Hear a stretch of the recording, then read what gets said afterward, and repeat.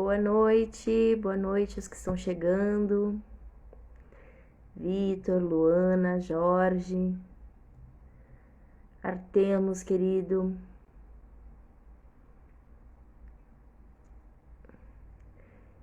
Marina está chegando agora também, boa noite.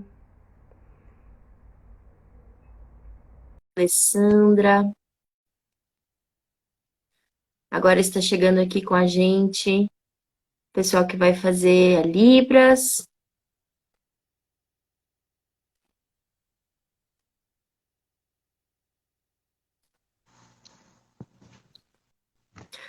Olá, olá, tudo bem? Boa Olá, noite. tudo bem? Boa noite. Muito Tudo bem, prazer. tudo ótimo. Vamos começando agora então. O pessoal está chegando. Arthur, olá.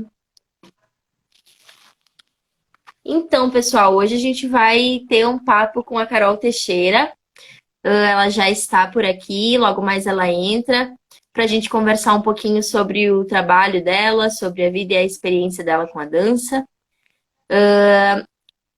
Vou me apresentar, então. Eu sou a Roberta, sou educadora social do Pertence e vou estar fazendo a mediação desse encontro. E estou aqui com o Brian. O Brian, quer te apresentar também? Muito prazer, né? Hoje vou traduzir aqui o evento, né? Vai ser muito bom. Vai ser um prazer estar com vocês aqui hoje. O prazer é nosso. Então, vou fazer minha autodescrição. Eu sou uma mulher branca, jovem, de 23 anos. Tenho os cabelos castanhos na altura dos ombros. Hoje estão um pouco ondulados. Tenho os olhos castanhos também, um piercing no nariz e estou usando brinco de argolas. Tenho anéis nas mãos, meu fundo é branco e minha camisa é preta, um pouco depois dos cotovelos. Vou chamar então a Paula Carvalho agora, ela que é coordenadora artística do Pertence Cultural, o braço cultural do Pertence, e vai falar um pouquinho para nós sobre o trabalho que o Pertence Cultural desenvolve e também sobre o Dia do Teatro Acessível. Vamos aceitar aqui, ver se a Paula já está por aqui.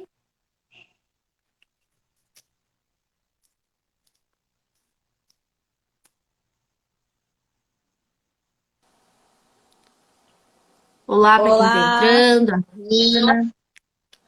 Oi, Paula, tudo bem? Bem-vinda. oi, boa noite. Vocês estão me ouvindo bem? Sim, te ouvimos perfeitamente. Maravilha. Gente, que alegria que está rolando essa live, que está acontecendo aqui esse momento. Não quero me delongar aqui hoje, porque com certeza tem um papo muito bacana que a gente vai poder acompanhar daqui para frente. Eu vou me autodescrever, então, rapidamente, falar um pouquinho sobre o Pertence Cultural e depois já devolvo essa bola aí, Beta, para tu chamar a Carolina e a gente poder ouvir aí as coisas massas, legais que ela tem para nos dizer. Eu sou uma mulher, tenho cabelo preto, comprido, com um cacho largo, tenho os olhos castanhos, tenho a pele morena, morena clara, assim. Estou vestindo uma camiseta preta do nosso grupo de teatro, que chama Fábrica de Sonhos, Arte, Inclusão, Diversidade e Pertencimento. Esse grupo foi fundado pelo Pertence em parceria com duas artistas, comigo e com a maravilhosa Bianca Bueno, bailarina, que também já vi que ela está aqui na live com a gente. Ao meu fundo tem uma parede cinza e uma plantinha com folhas verdes aqui ao meu lado esquerdo. Primeiramente, Beta, não poderia deixar de te agradecer assim, a tua presença aqui por estar representando, né, a todos do Pertence. A gente está muito feliz de poder receber a Carolina Teixeira aqui hoje. A Carolina ela é uma referência, não só para os trabalhos, para os artistas que estão no Pertence, para o trabalho que a gente desenvolve no Grupo Fábrica de Sonhos, como para o país. Não é? As contribuições da Carolina, a pesquisa dela, a vida dela, a militância dela, com certeza repercute, né, em muitas outras vidas. Então, enfim, só partilhar também realmente da alegria desse momento estar acontecendo. Rapidamente, então, sobre o Pertence Cultural. o Pertence vem desenvolvendo diversas ações e projetos que visam fomentar a pesquisa, a formação de novos artistas, a fruição e ao acesso também aos bens culturais, aos bens de entretenimento para todas as pessoas, na realidade, e especialmente para as pessoas com deficiência que ainda hoje, não é, em 2021, ainda muitas vezes têm dificuldade de conseguir circular por todos os espaços e usufruir também, né, dos seus direitos. Então, o Pertence tem feito diversas ações que visam cada vez mais democratizar esse espaço. Por falar em direitos, também fazendo o gancho com o que a Beta já citou no início da live, o mote desse encontro aqui hoje é marcar a data do Teatro Acessível, né? O Dia Nacional do Teatro Acessível, que é o dia 19 de setembro, né? Uma data que foi aprovada em 2017, né? No Congresso Nacional. E é uma data que diz que a pessoa com deficiência ela pode circular por todos os espaços que ela quiser, né? Nas artes, né? Como produtor, como diretor, como ator, como artista, enfim, na área que ela quiser. Tem uma coisa que eu costumo falar sempre, que é quando a gente precisa transformar algo em lei, é porque esse algo vem sendo muito negligenciado, não é? E isso não é diferente aqui no Dia do Teatro Acessível. E uma coisa que é bacana da gente destacar é que o 19 de setembro, ele é o Dia Nacional do Teatro. Porque, na realidade, a ideia não era ter uma nova data, era justamente ter a mesma data, mas contemplar realmente a todas as pessoas, porque as pessoas com deficiência não estavam sendo contempladas, não é, nessa data. Acho que vale destacar também que esse foi um movimento puxado, né, pela Cláudia Werneck, que é uma jornalista militante da causa da pessoa com deficiência já há muitos anos, né, uma parceira. E no ano passado nós marcamos, então, essa data fazendo uma live com ela. E esse ano, então, a gente não queria deixar passar esse momento sem falar um pouco sobre acessibilidade, sem falar um pouco, sem ver também produções e pesquisas que vêm sendo feito por diversos artistas. Não queríamos deixar essa data sem marcá-la, né? Porque a gente espera que hoje ainda ela é uma data muito simbólica, mas que ela possa cada vez mais se tornar em ações, né? Ações de acessibilidade, ações de diversidade nos palcos e assim por diante. Não vou me delongar mais muito aqui, mas não posso deixar de falar que nós temos um projeto que chama A Arte de Pertencer, que oferece oficinas gratuitas de teatro, dança e música para pessoas com deficiência e em vulnerabilidade social. Esse projeto está com inscrições abertas. Nós lançamos o mês passado também um documentário que chama Todo Mundo Tem um Sonho, Caminhos para um Porto Mais Alegre, Diverso e Inclusivo, que conta um pouco da nossa trajetória do espetáculo Todo Mundo Tem um Sonho, que levou 100 jovens com deficiência ao palco do Teatro São Pedro, em Porto Alegre.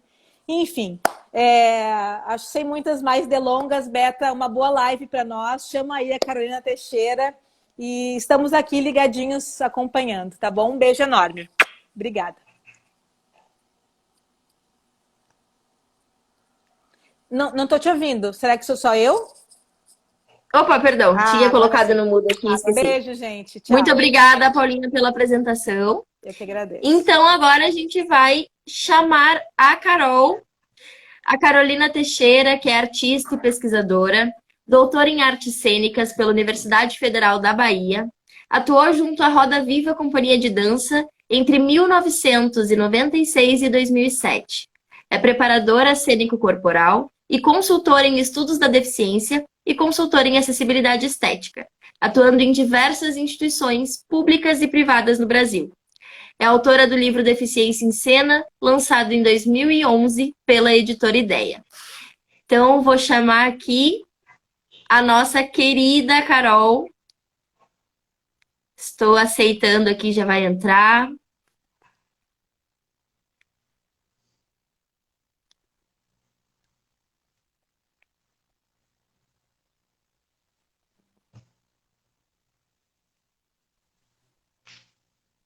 Segundinhos para dar um suspense.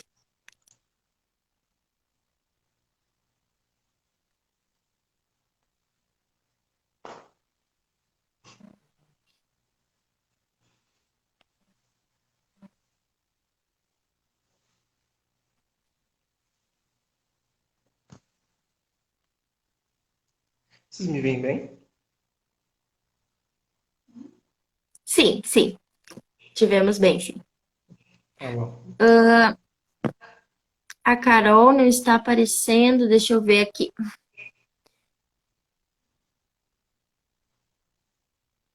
Eu aceitei tua participação.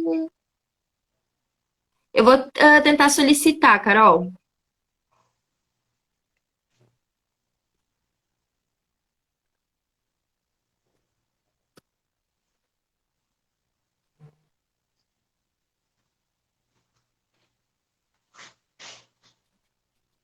Vamos ver se agora vai. Eu mandei uma solicitação para que tu entre.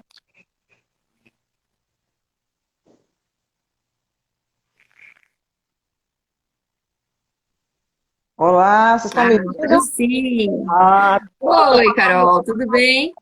tudo bom, gente? É a minha internet que é meio instável, mas vamos que vamos. Hoje ela tá que tá. E aí, gente? Tudo bem? Bem-vinda, Carol. Nossa, super agradecida de estar aqui com vocês hoje. Muito grata por esse convite. Que coisa linda. Eu vou pedir então para que tu te apresente e faça a tua autodescrição também. Tranquilo.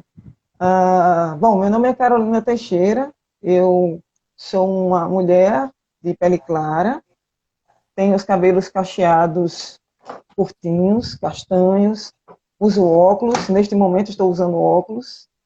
Estou com uma camiseta estampada com os tons coloridos. Atrás, ao meu fundo, tem uma pequena estante com poucos livros. Não sou muito de ter grandes coleções de livros. E estou aqui para falar um pouquinho da experiência da deficiência, porque eu a vivo em meu corpo desde 1988, quando eu tive a experiência de ter tido um AVC isquêmico aos 9 anos de idade. E a partir dessa experiência encarnada, né, tenho cumprido aí essa saga entre vida e arte esses últimos anos aí com vocês. Então, super agradeço estar aqui dividindo um pouquinho dessa experiência. A gente que agradece muito por tu ter topado vir com a gente nessa, né? Falar um pouquinho mais sobre essa data e também sobre o teu trabalho. Para começar, Carol, então eu queria que tu falasse um pouquinho sobre a tua história de vida e a tua história na arte. Como é que acontece essa aproximação da Carol com a arte cênica? Nossa, senta que lá vem a história. Bom, eu venho de uma família de professores, né? Meus pais são professores de sociologia e são pessoas que são poucas, fazem parte de um nicho muito pequeno da família deles que pôde estudar e se alfabetizar. Então, aqui no Rio Grande do Norte, né, que eu falo aqui de Natal, Rio Grande do Norte, entre a década de 50, 60, né, entrar em uma universidade era um espaço para poucos. Né? Então, desde muito cedo, talvez por essa possibilidade, né, que a formação deles deu a mim e aos meus irmãos, de ter acesso, né, à arte, à leitura. Então, desde muito cedo, a gente era muito estimulado a fazer atividades. Né? Então, a gente teve aula de música, na própria universidade também, que disponibilizava para os alunos, né, para os filhos de professores. E eu tive contato com a dança durante a infância, né, dos 7 anos até praticamente os 9 anos. Eu tive acesso à introdução ao balé clássico, né, o baby class, como se chama. Então, foi o meu primeiro contato com a arte.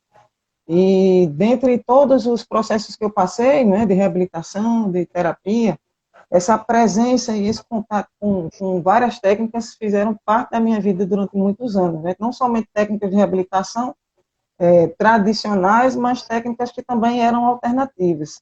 Então, eu tive a oportunidade de, como o meu caso foi muito raro no país, né? Na década de 80, uma criança tem AVC, eu fui encaminhada para várias instituições, até que eu cheguei em Cuba, onde eu tive a experiência de viver lá por 2 anos, quase 2 anos praticamente.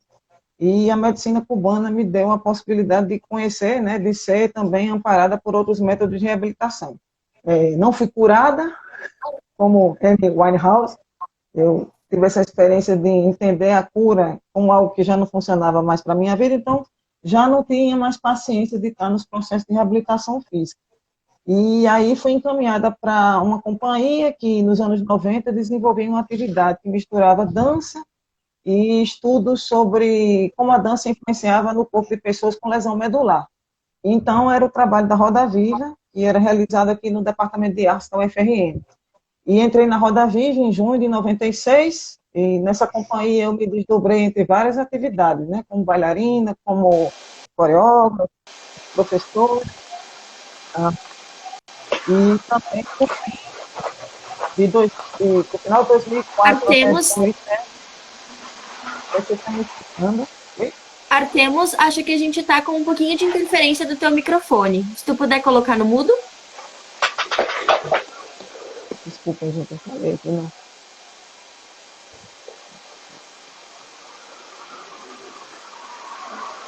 Em cima da tua imagem, se tu clica em cima da tua imagem, aparece ali o microfonezinho.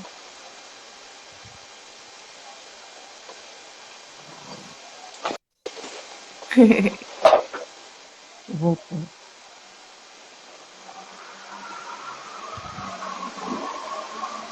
Carol, já te Não, solicitamos tranquilo. para seguir.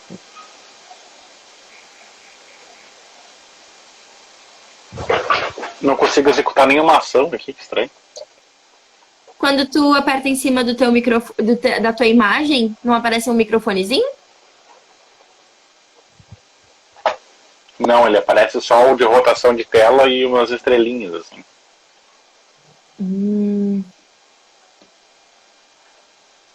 Pera aí. Bom, mas agora eu acho que o ruído diminuiu, né? Diminuiu? Qualquer Acho que coisa sim. tenta baixar o volume. Acho que é um contato do microfone com a camisa. Eu tenho o fone Bluetooth. Deixa eu diminuir. E agora? Não, a gente segue. É que o microfone é bem sensível, então a gente sente o som desculpa. conforme tu se move. Não, tranquilo. Entendi. Um oi pro Tudo bem. pessoal que tá chegando agora, Renata, Bárbara. Deixa eu sair um momentinho, aí eu já troco o fone de ouvido aqui, pode ser? Ah, perfeito, claro. Deixa eu Perfeito, chamar aqui um de minuto. volta.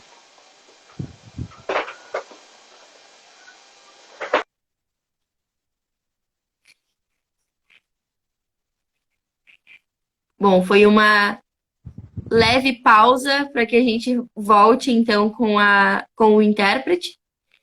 Já vai retornar com o microfone mais adequado.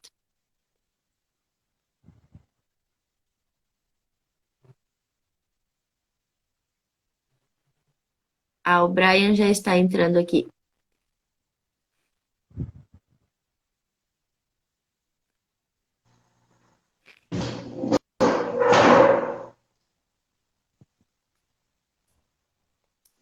Oi, Brian, voltou? Olá.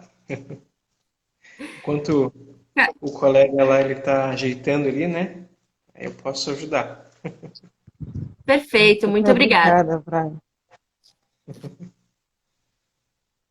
Carolzita, Continua. pode seguir, querida.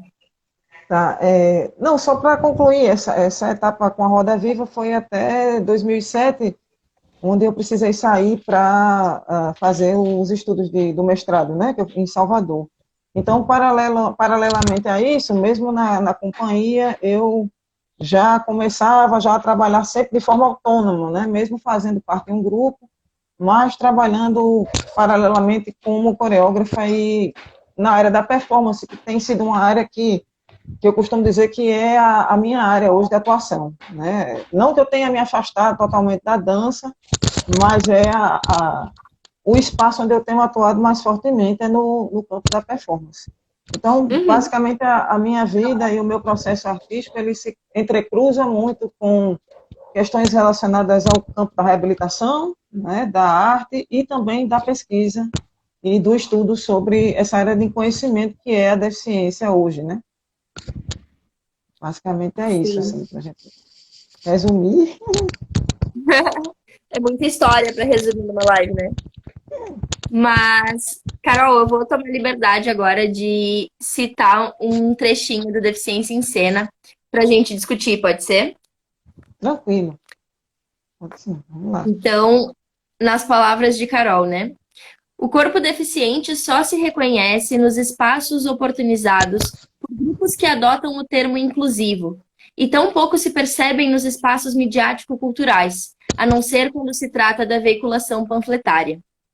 E aí tu comenta sobre o acesso restrito dos corpos deficientes no mercado artístico-cultural e traz também que esses corpos são subutilizados, servindo de modelo para a criação de grupos considerados inclusivos que reforçam a visão estereotipada de um corpo deficiente, exemplo de vida e de superação.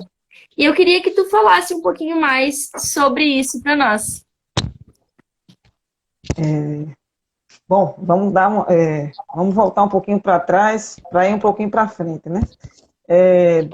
Deficiência em Cena, ele foi a conclusão do mestrado, que eu comecei em 2009 e terminei em 2010 na UFBA, né, no programa de pós-graduação em artes cênicas.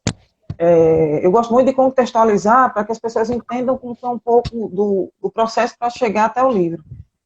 Não se discutia sobre deficiência no Brasil a partir da visão de uma pessoa que era deficiente, e isso me incomodava muito, porque mesmo vindo de uma companhia que era um projeto de extensão, nós não tínhamos muita representação quando nós tentávamos utilizar a nossa própria voz.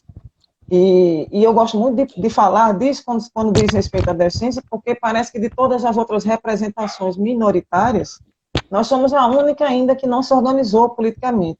Não por falta de luta, mas por falta de representação, principalmente na América Latina. E aí, quando eu digo representação, são pessoas que representem, políticas públicas que representam, gestores que representem, né? Então, nós ainda somos muito carentes nesse sentido.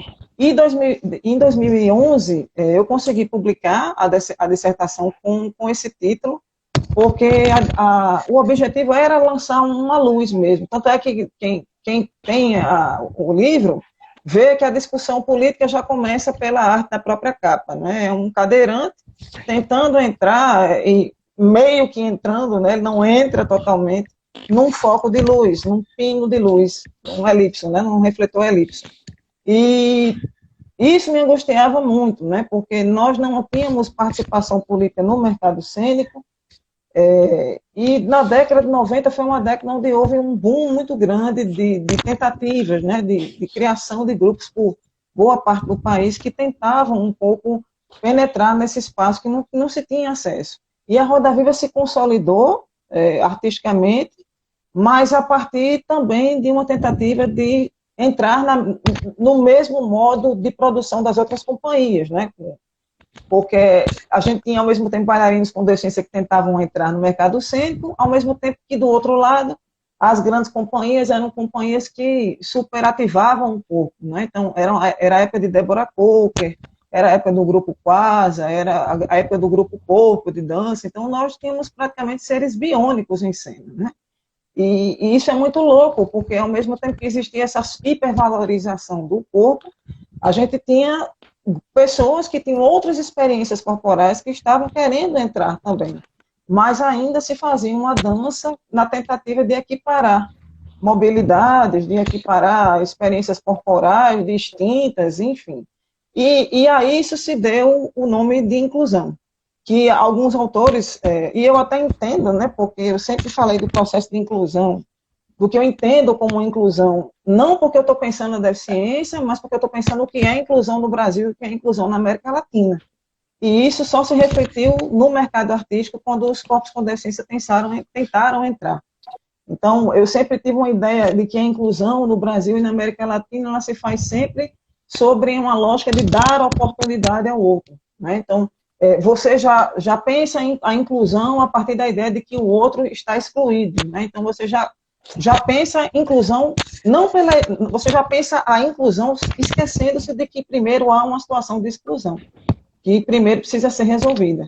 E isso não sou eu que estou dizendo, tem pensadores e escritores que já dizem isso há séculos. Milton Santos era um geógrafo e que já falava disso há décadas atrás, né? É como se a gente quisesse solucionar magicamente um problema e se esquece de que esse problema está enraizado em questões que são seculares. E aí, o livro vai falar um pouco disso, ele problematiza uma situação que é maior para se discutir um problema que foi relativizado, né? Se tenta se relativizar e naquela época, sobretudo, se tenta relativizar pela perspectiva de que dar espaço e de que dar oportunidade vai resolver o problema. E a gente sabe que não resolveu, porque a gente ainda está fora do mercado. Eu sou um belo exemplo disso, porque mesmo como artista e como pesquisadora, eu não consigo me empregar no Brasil. E isso tem gerado, pelo menos particularmente para mim, questões muito sérias, a ponto já de eu já começar a pensar em realmente sair da área e sair do país. E por todas as divisões também que isso tem trazido, né? Porque muitas vezes dentro da própria área, dos próprios nichos de luta, há divisões, né? Há má interpretações e, diferentemente do que acontece lá fora, não há uma organização política e também não há uma organização cultural para que se comece a entender a deficiência como um fenômeno global e não só apenas como um fenômeno que se localiza em quem vive a experiência. E eu tenho tentado, nesses anos, aproximar essa experiência de todos os corpos, não somente do meu. Mas, claro, que sem ilusionar que quem sofre a demarcação é o corpo que é demarcado como deficiente, né, e não aquele que não é demarcado. Mas isso não impossibilita, isso não impede que a gente pense esse lugar no campo da arte, quando a gente vai criar arte, quando a gente vai produzir arte, quando a gente vai mediar arte e quando a gente vai mostrar o resultado, né? Mostrar o seu projeto artístico como um todo.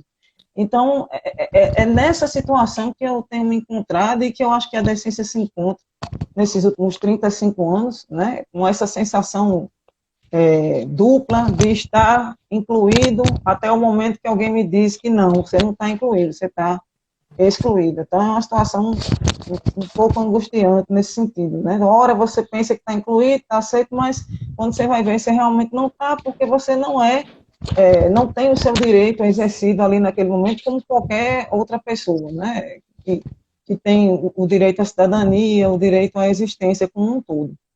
Não sei se eu te respondi, mas Sim, como eu trouxe várias contextualizo hoje. reflexões também. E é essa lógica de que o corpo com deficiência ele só pode estar ocupando o espaço permitido por aqueles que o subjugam, né? Sim. Então, essa crítica da inclusão também, né? E, Carol, de que forma isso tudo vai esbarrar na formação de artistas com deficiência, né? O surgimento desses grupos inclusivos, a falta de espaços que também não só acolham, mas que façam um trabalho de desenvolvimento desses artistas, né?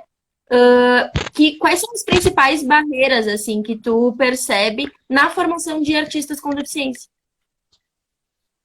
Bom, na verdade, é porque quando a gente começa a estudar o fenômeno da deficiência como um todo, ele é um fenômeno muito caleidoscópico, né? É como você colocar uma antena parabólica e jogar lá o sinal, e esse sinal se capitalizar, né? Se desdobrar em milhares de outros sinais. Então, primeiro, eu acho que a gente tem uma ideia muito errada do que é formação, né?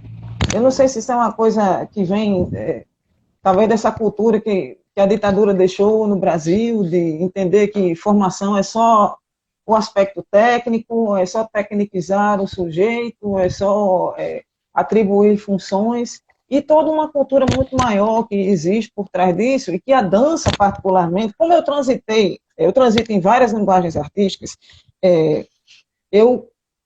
talvez eu tenha uma questão um pouco mais complexa quando eu penso isso, porque muito do que se entende da técnica, das artes técnicas, vem da dança e vem das artes visuais, né, da pintura. E muito do que se entende de arte, da escola artística que a gente aprendeu a beber a fonte, né, que é a escola renascentista, a escola clássica, são escolas artísticas que são totalmente enraizadas na eficiência e na habilidade. E não só isso, a arte é só um desdobramento do que é uma cultura de eficiência geral, né? Inclusive eu discuto isso na minha tese. Nós somos herdeiros de uma cultura de eficiência que fundou o mundo. Foi essa cultura que funda o mundo. Então, antes da gente pensar em racismo, em sexismo, em disparidade étnica, a gente tem que pensar que é um dilema e uma questão muito maior e muito anterior a tudo isso, né? Nós somos fundados por culturas que nos dizem o tempo todo que nós não podemos falhar, que nós não podemos errar. Provavelmente, se essa conexão de internet cair aqui, vai todo mundo ficar doido, vai todo mundo ficar preocupado, e a gente vai ficar tenso e vai dizer, meu Deus, né? A gente não tem uma habilidade ainda para lidar com situações que nos remetam à falha. Então, essa ideia de formação, ela está muito associada no que a gente entende de formação como rendimento.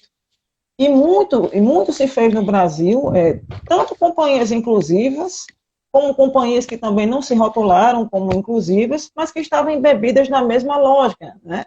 De equiparar corpos, né? Mesmo que você tivesse um grupo ali, que aquele grupo era estudo de movimento, o povo de dança gosta muito de fazer essa coisa de estudar o movimento, investigar as ações físicas, né? Existe essa cultura biológica muito fortemente diluída na dança. No teatro, sim, mas não tanto como a dança. Mas pensando em que tipo de formação é essa, quando se esquece o exercício necessário de autonomia, né? Então, de construção de autonomias que qualquer aluno, aluna, enfim, precisam ter, seja na dança, seja no espaço escolar tradicional. Então, eu pude acompanhar, durante o início da década de 90, vários processos no Brasil de grupos e de presenças de grupos que, no fim, todos, de uma certa maneira, se encontram, né? Então, se encontram nesse nicho dessa busca pela igualdade, dessa busca por uma equidade, né? Ao mesmo tempo que se busca equidade, se busca igualdade também. Mas foram esquecidas os desejos, os direitos, as opiniões que as pessoas que estavam ali fazendo parte desses grupos tinham e têm ainda hoje o direito de dizer, o direito de contribuir. Então, se esqueceu, quando eu falo em autonomia, tem muitas pessoas que entendem isso relacionados à questão da pedagogia da autonomia de Paulo Freire, pode ter a ver, pode de uma certa maneira se encontrar, mas eu falo de uma autonomia que se constitui no próprio exercício de convivência, né? Porque quando a gente pensa que o processo de exclusão ele se dá na hora que o aluno sai da casa dele, a gente não pode achar que um aluno desse, ele chega no nosso espaço artístico de forma ingênua. Eu não posso achar que pelo fato de eu dar uma aula de contato e improvisação, por exemplo, eu vou descobrir a pólvora. Esse aluno, seja ele deficiente, seja ele negro, seja ele trans, seja ele já sabe o que é improvisação há muito tempo. Ele já sabe o que é improvisação desde a hora que ele nasce. Então é meio até esquizofrênico, me desculpem, não sou isso como capacitismo, porque as palavras são bem concretas quando eu escolho, quando eu pago o preço de dizê-las, não se preocupem com isso, mas sou um tanto esquizofrênico no sentido de que impossibilita a existência da pessoa, impossibilita até um convívio mental, sadio, tanto da parte dela como da parte da relação que é criada ali com o grupo. Então, pensar a formação não é só pensar a formação técnica, mas é pensar também uma construção de identidades que precisa existir também nos processos de criação artística. Porque quando você cria, muitas vezes quando se cria um grupo no Brasil, e não somente de pessoas com deficiência, isso não é um privilégio só nosso, vai se lidar com toda uma cultura de apagamento. O Brasil não valoriza a arte. E mesmo os estados que valorizam a arte, o perímetro sudeste, que é o mais privilegiado quando recebe verbas, ele também negligencia, por exemplo, a arte que está sendo criada aí, que está crescendo nas periferias de cidades como São Paulo e como Rio de Janeiro. Então, quando a gente vê situações como essa, há processos de exclusão, mesmo nos eixos que estão recebendo mais dinheiro para os processos artísticos, para as criações artísticas. Mas há um processo de esquecimento e de apagamento dessas identidades também dentro dos grupos. E mesmo os artistas, porque eu sou um artista que trabalhou 12 anos com um grupo, mas que optou trabalhar sozinha, porque trabalhar sozinha me possibilitava até conhecer outros grupos e dividir e compartilhar experiências conjuntamente com outros grupos. Talvez, se eu tivesse ainda continuado, não estou dizendo, gente, se rebelem, saiam de todos os grupos de vocês, façam revolução, não é isso. Mas na época foi uma escolha para que dentro das questões que eu almejava como artista, eu tivesse mais possibilidades de encontros, mais possibilidades de difundir e de pensar sobre a deficiência como essa possibilidade, né, como esse eixo de proposição, de reflexão e pensamento. Então, eu acho que talvez a grande dificuldade hoje seja tentar se entender, né, o que é, de que formação é essa que nós estamos falando, de que ideia de inclusão é essa, porque eu fui realmente a pessoa que criticou esse tema no Brasil, mas que, ao mesmo tempo, critica com muito respeito. Eu jamais enlouqueci, jamais ousei ofender os grupos, os intelectuais que defendem isso, porque é uma coisa que o Brasil ainda sofre, né? Essa coisa da defesa de opiniões, ou a sua opinião é a verdade absoluta, ou ela não é, né? As pessoas não conseguem dialogar, mas é preciso que se entenda que o conceito de dança inclusiva, inclusive até o professor Henrique Amoedo, que foi um dos criadores desse conceito no Brasil, ele foi preciso ter sido construído para que ele se legitimasse um mercado ou um campo da dança que não existia naquele contexto. E isso é uma estratégia política também, que os grupos, que os seus diretores, que os artistas escolheram naquele momento, né? É como, por exemplo, você ter um movimento eugenista, que precisou se classificar como eugenista naquele contexto de seleção natural terrível, mas que mesmo dentro do movimento eugenista houveram divisões, houveram cisões, subdivisões, e que reverberam até os dias de hoje, mas que surgiram naquele contexto, né? Então, eu venho de uma companhia que se utilizava também do termo inclusivo, mas é preciso que se faça uma crítica e uma autocrítica também de que lugar é esse que a gente está falando da inclusão. Porque se é um lugar que beneficia apenas o coreógrafo, o diretor, o preparador corporal, o pintor-chefe, enfim, ele vai ser inclusivo apenas para alguns, né? E se há realmente a vontade de se fazer inclusão no mundo, o preço a pagar é esse. O preço a pagar é para que todos se sintam incluídos, né? Sem a falácia, mas valorizando o que cada um tem, né?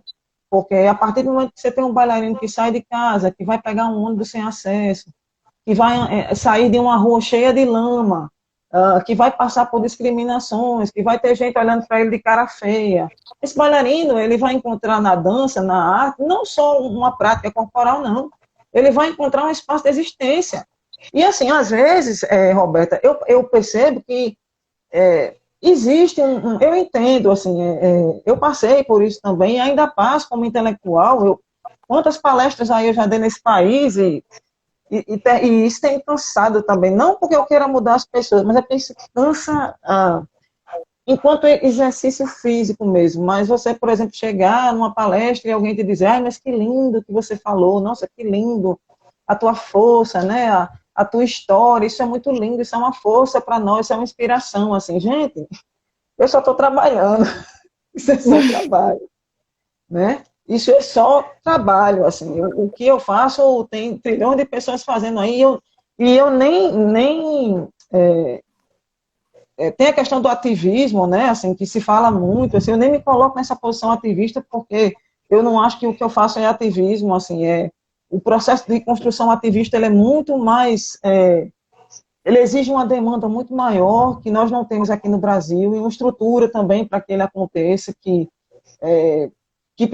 é associada a essa ideia de ativismo, e que eu não ouço dizer, né, que eu estou nesse lugar, eu estou apenas no lugar de um artista que está trabalhando, que escreve, e que deseja que a coisa seja entendida no Brasil, que ela seja aprofundada, que as pessoas tenham interesse de pesquisar e estudar mais por essa área, apesar da gente não ter produções aqui à altura do que se escreve lá fora. São pouquíssimas produções, são pouquíssimos livros que estão se publicando. Enfim, assim, eu acho que seria basicamente isso, sabe?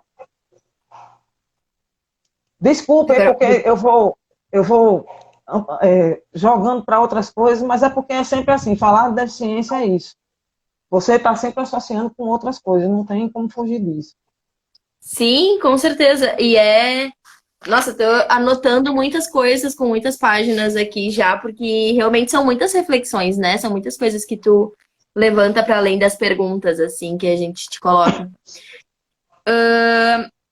Eu tava dando uma olhada aqui pelos comentários e chegou agora uma pergunta, é uma pergunta da Laura. A Laura Bernardes, que tu já trabalhou com ela, né? Carol, pode falar um pouco dos lugares Legal. dos cursos... Opa, perdi aqui. Um pouco do lugar dos cursos em dança, teatro, etc. nessa dinâmica?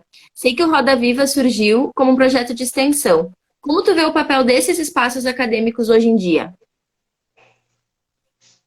Gente, aí vocês vão me... Ó, deixa eu só localizar. Oi, Laurinha, um beijo para você, minha flor. Que bom que você está aqui. Espero você em Natal. Você errou. Olha só, gente, primeiro deixa eu dar aqui deixa eu localizar aqui o meu lugar, ou o meu não lugar de fala, né? Eu não estou na instituição, gente. Eu sou uma pessoa que fez um processo, fez uma caminhada dentro da instituição acadêmica, mas que não está nela, né? Então, eu vou falar outsider, né? Que é o trabalho que eu tenho feito, e eu, sinceramente, não vejo a possibilidade de eu entrar mais nas universidades do Brasil, porque o sistema de eleição de professores nas universidades do Brasil é titular, né? Então, você tem que já ter uma jornada titularesca para que você seja bem recebido, bem aceito, né? Então, digamos que eu ainda sou um corpo não grato. E um corpo não grato em dois sentidos, né? Primeiro que, desculpem a má expressão, mas ver um corpo aleijado dando aula, né? Enfim, não é muito comum, né? E é assim, por vezes, que eu me vejo. E que eu me sinto quando eu passo pelos concursos. Mas, dentro das universidades brasileiras, existem muitos estudos. As pessoas em dança, aí nos cursos de teatro, elas estão estudando sobre arte, sobre inclusão, sobre acessibilidade. E eu digo isso porque eu tenho colaborado para algumas universidades, como a Unicamp, como a própria URGS, né? E se vê que há um interesse muito grande. Mas o que me chama a atenção, muitas vezes, é uma falta, talvez, de articulação, no sentido de que você não vê a presença de corpos com deficiência nas universidades. E mesmo quando há uma presença, é uma presença, por vezes, engessada, porque grande parte das universidades brasileiras ela não está preparada para receber pessoas com deficiência ainda. Aqui a UFRN, de uma certa maneira, é até um pouco exceção, porque a universidade ela passou por processo de adaptação. Ela tem um setor de atendimento, mas muitas vezes o setor de atendimento não dá conta das necessidades de um aluno, porque muitas vezes você não tem materiais adaptados para Braille, você tem professores que não têm informação em Libras, e aí você fica dependente de um professor só específico para fazer a função de Jesus Cristo toda na universidade. Então, há um processo inclusivo que a gente sabe que existe, ou começa a existir, mas ele ainda está um pouco diluído nessa coisa de estamos fazendo, tentando fazer. É sempre essa coisa do tentando fazer. E a sensação que eu tenho, às vezes, é que mesmo os corpos que ocuparam o espaço acadêmico, seja na coordenação, seja como professor, e eu não digo nem isso em relação a pessoas com deficiência que estão ocupando espaço na universidade, mas pessoas trans, corpos negros que estão tendo processos de aceitação na universidade, que estão entrando na universidade como professores, educadores. Às vezes eu tenho a impressão de que não entendam isso como uma agressão, não é isso, mas eu tenho a impressão de que ainda não se consegue se perceber que depois que você entra, você precisa legitimar o seu espaço lá dentro. Eu ainda escuto muita queixa, eu ainda escuto, eu estou sendo discriminado aqui, eu estou sendo vitimizado aqui, mas é preciso que se entenda, Roberto, eu vou até tirar o óculos, fazer um momento aqui, Globo Repórter. Gente, vou dar aqui um conselho aqui para quem entrou. Você já está no espaço institucional, né? A não ser que você solte uma bomba na universidade, ou que você faça algo muito grave, por favor, ocupe este espaço. Só não mate ninguém, né? Porque assim, matar não pode. Mas, assim, ocupem esse espaço, né? Às vezes, eu não sei se isso é uma coisa que se construiu no Brasil, Roberta, porque eu lembro que no doutorado, quando eu tive a oportunidade de ir lá nos Estados Unidos, é onde o movimento das pessoas com deficiência começa, né, do ponto de vista prático, eu via um processo de organização muito pesado, assim, muito forte, a ponto até de eu achar de gente, eu estou aqui no, sei lá, numa maçonaria, numa ordem cabalística, na Golden Dawn, né, do DEF, enfim. Mas era muita articulação política, né? Então, assim, tá, a gente tem o direito de falar, a gente precisa, mesmo com os problemas que também tem, mas há uma força motriz muito forte, e até mesmo dentro das universidades, os intelectuais, bom, tem intelectuais nos Estados Unidos que estudam sobre deficiência, com deficiência, que para você conseguir ter uma entrevista com eles, você tem que aguardar entre 1 a 2 anos, né? Claro que também, eu não estou celebrando isso, porque também você termina caindo na mesma megalomania que você condena, né? Que é essa disputa de ego, a disputa de poderes, as ambições, né? Tudo isso também tem, mesmo dentro das lutas minoritárias. Mas o que acontece é que eu acho que há um posicionamento político que é muito bem resolvido, no sentido de se posicionar na sociedade e no lugar que você ocupa. Nossa! Para a próxima pergunta, Carol, que eu separei aqui para ti, eu acho que tu já foi dando uma pincelada aí ao longo dessas tuas respostas. Nesses anos todos, né, de trabalho teu com a arte, o teu trabalho circulou por diversos espaços e também por diversos países, né? E tu tens alguma experiência marcante em relação à diferente valorização da arte nesses territórios? Tu falou um pouco, né, dos Estados Unidos, a tua experiência lá, mas em relação à valorização, assim, do teu trabalho. Gente, que pergunta, ninguém me perguntou isso. Gente, eu já fui valorizada. Deixa eu parar aqui para pensar. Olha só, Roberto, vamos lá. Eu vou dizer uma coisa que aconteceu quando eu cheguei lá para fazer o sanduíche, né? Uma parte do doutoramento lá que é o sanduíche. Eu dei uma palestra lá na universidade, na Oberlin College, porque eu fiquei no college, eu não fiquei na universidade.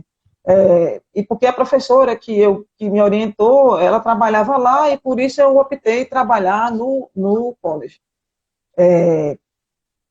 E foi feita uma palestra lá, assim, que eu fiquei muito surpresa, porque foi a primeira vez que eu me senti realmente ouvida. E eram adolescentes, assim, meninos, assim, guris, como vocês chamam, acho que tinham o quê? Tinham 19, 20, 21 anos. E me perguntaram coisas, assim, que eu jamais tinha ouvido no Brasil, né? Do tipo, como você se posiciona, né, como sujeito, como mulher, dentro desse contexto, né, vindo da América Latina, vindo de um país como o Brasil. Então, eram perguntas que iam acionando experiências que naquela época, naquele contexto, eu não tinha acessado. Não era uma plateia que queria me ouvir apenas pelo exemplo de vida que eu ia dar, que é uma prática bem recorrente no Brasil, quando eu ia falar, né? Então, eu acho que o que marcou mais foi isso, assim, não somente lá, mas na participação com os outros grupos também, com o respeito que se tem de quais são as palavras que você quer falar, que posicionamento político o seu discurso quer assumir aqui, para que a gente não te coloque em nenhuma situação constrangedora. Havia todo esse cuidado, sempre porque já existia uma cultura de proteção, né, dos corpos, assim, existia um outro posicionamento de abordagem que não existia no Brasil. Então, foi isso que eu acho que foi mais marcante, assim, para mim. Muito interessante. Isso que tu falou, né, sobre a cultura de proteção aos corpos também. Carol, a gente já está tendo que se encaminhar para o final aqui. Então, eu quero te perguntar quais as tuas maiores referências artísticas aqui no Brasil e fora também.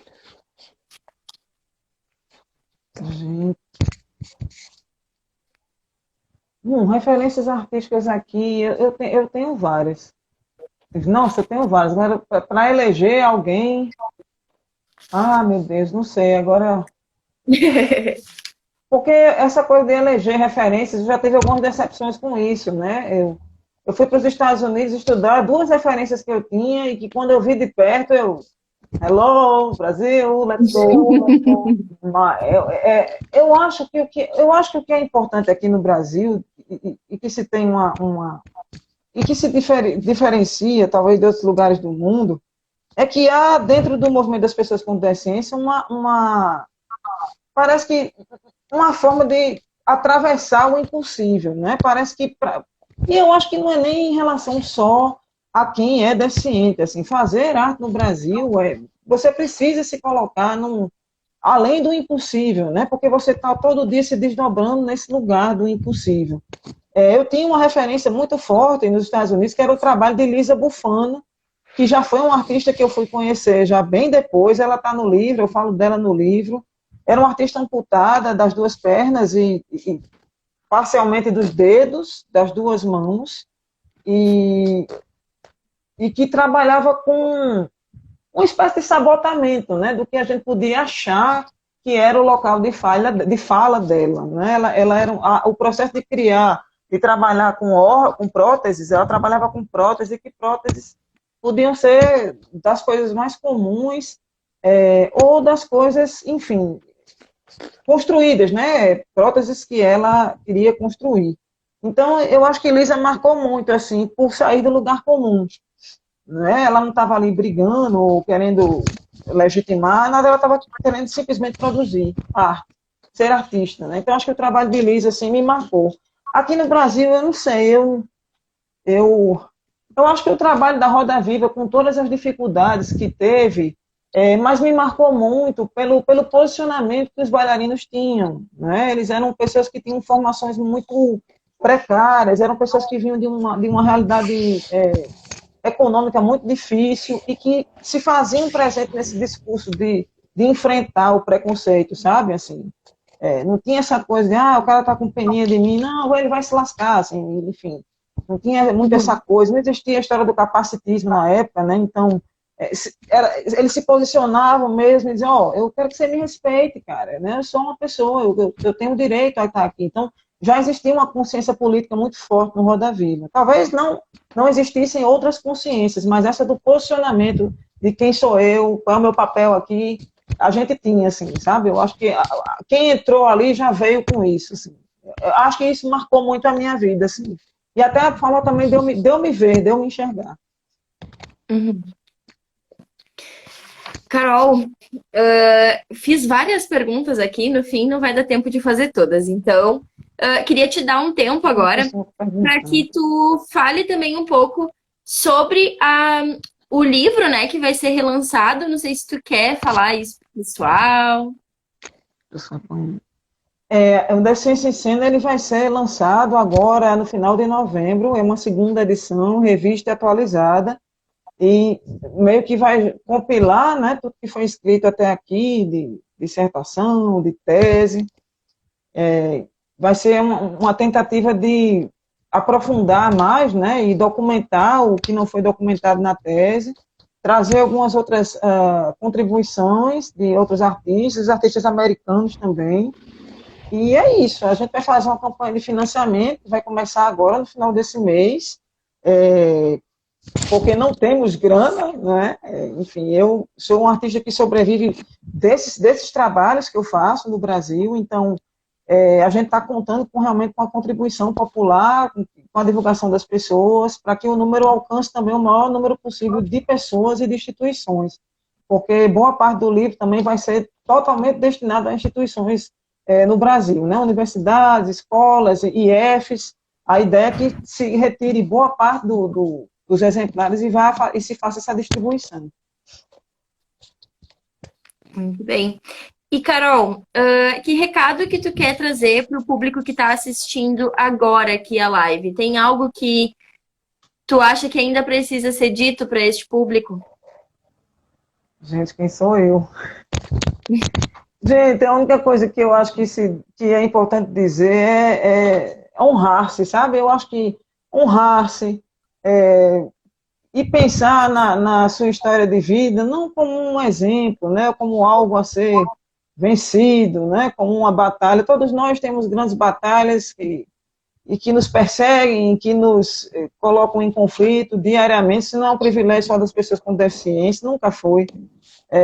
Eu não sou a primeira a dizer isso, o que eu estou dizendo aqui já é dito por tantas outras gerações antes de mim, mas acho que a importância maior é a valorização, a autovalorização, né? Você realmente escolher que caminho você quer seguir, honrar esse caminho e defender a sua dignidade acima de tudo. Eu acho que é isso. Que incrível, Carol. Agradeço muito por tu ter topado vir conversar com a gente. Imagina, Muito obrigada por esses 50 minutos incríveis que a gente teve. Espero muito que a gente possa se conhecer pessoalmente em eu breve. também, Roberto.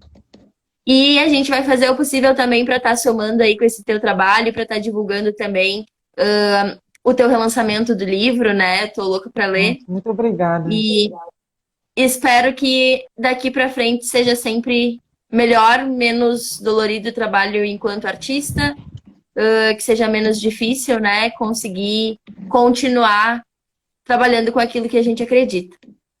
Muito obrigada por ter vindo aqui conversar com a gente. Eu que agradeço, Roberto. Para mim foi uma alegria. Muito grata. Muito obrigada para o Artemus também e para o Brian que fizeram a interpretação de Libras. Obrigada para a Paula que fez esse início ali com a gente, essa contextualização. Desejo uma boa noite a todos. Espero que vocês tenham aproveitado esse encontro tanto quanto eu aproveitei aqui, anotando bastante. Obrigada. Um beijo, então. Um beijo, Carol. Um beijo, pessoal. Beijo para vocês. Beijo para todo mundo. Tchau, obrigado. Obrigado por participar com vocês aí. Obrigado, vocês dois. Obrigadão. Valeu, obrigado, viu?